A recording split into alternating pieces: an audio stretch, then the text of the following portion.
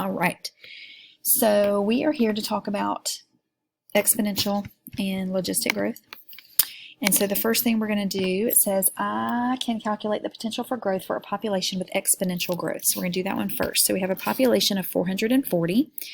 Births are 110, deaths are 55. So I'm going to make us do a little extra work.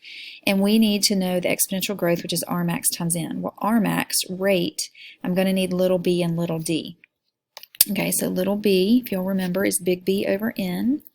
So that is 110 over 440, which is 0.25, 1/4. Okay. And then little d is big D over N, which is 55 over 440, which is 0.125. Okay, and then my rate is B minus D, so 0.25 minus 0.125. Okay, and so rate is going to equal 0.125 because that's half of that, so subtracting half leaves you with the other half. It won't always be that way, so don't expect that. All right, and then so for my change in population, my potential for growth, I'm going to put in my 0.125 times my N, 440.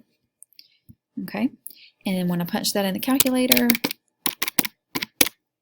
that is going to give me 55. So my potential for growth, or what I expect to see, is I would expect to see 55 new organisms this year. Okay?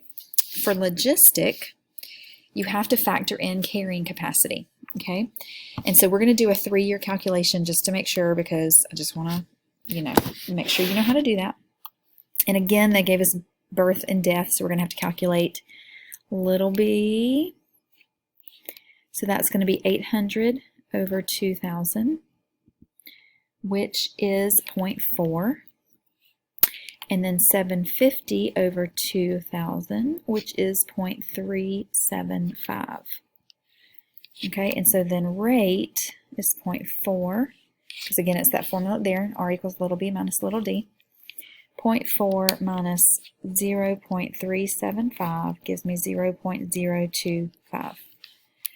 Okay, and then for my calculation, this is my formula. So I have change of in population over time, R max times N times carrying capacity minus the population size divided by carrying capacity.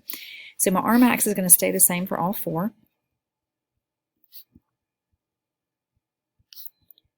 0.025, so I can go ahead and fill that in. My population to start with was 2,000. I don't know these yet. These populations are going to come from here. But my carrying capacity is going to be 3,000 minus my N, which was 2,000, divided by carrying capacity, which is 3,000. And that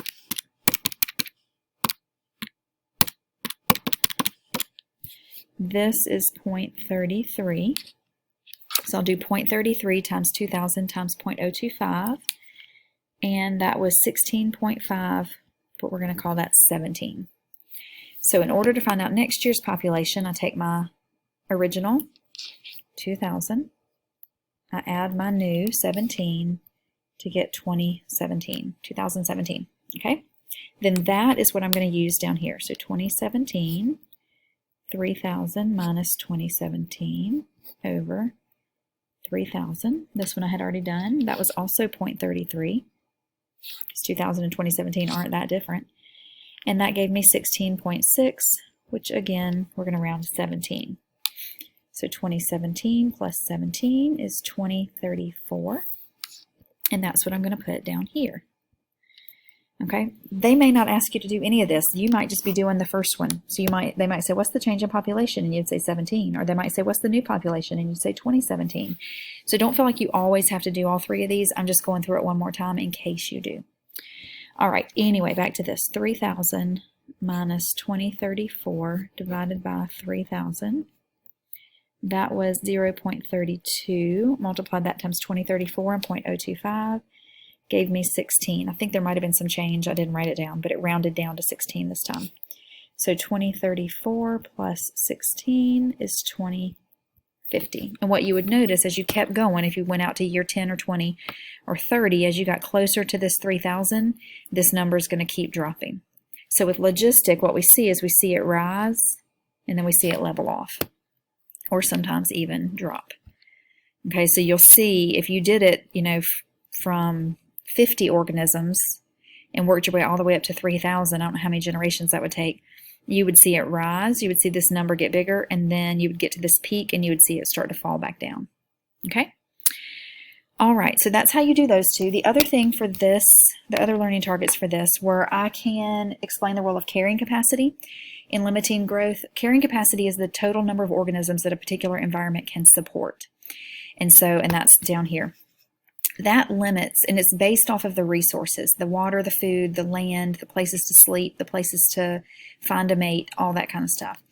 So the carrying capacity, if the carrying capacity for a particular area of land is 3,000 sheep, that's all it can support based on the grass and the water and all that kind of stuff.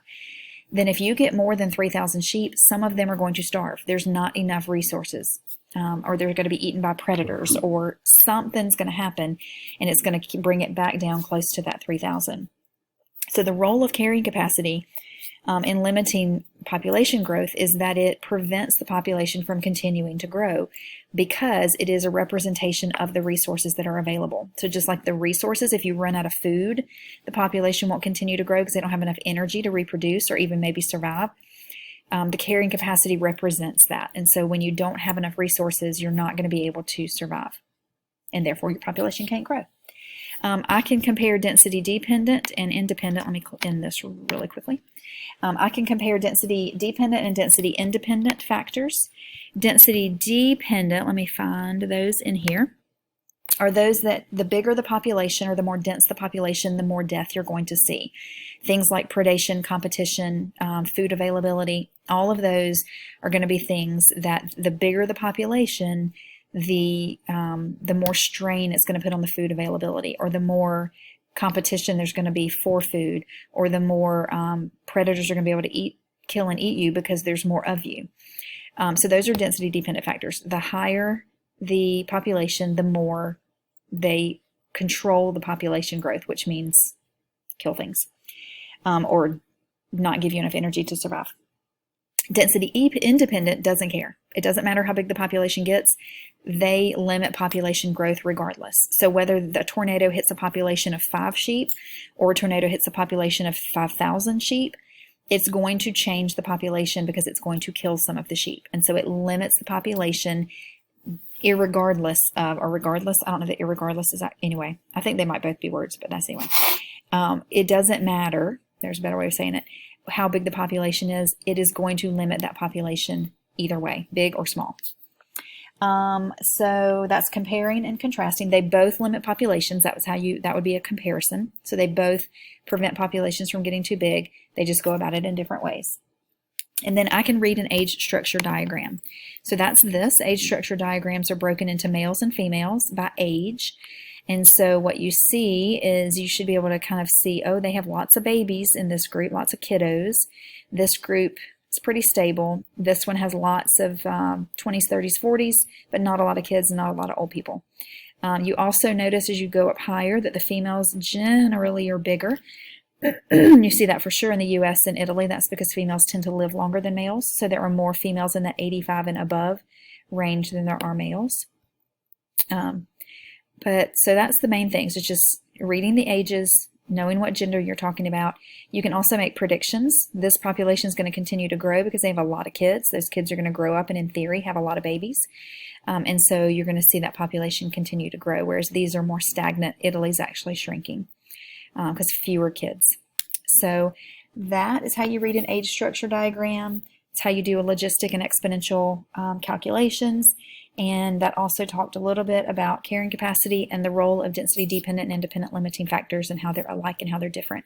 So if you have any questions about any of that, let me know. I'll be happy to talk to you and explain it again. Thanks.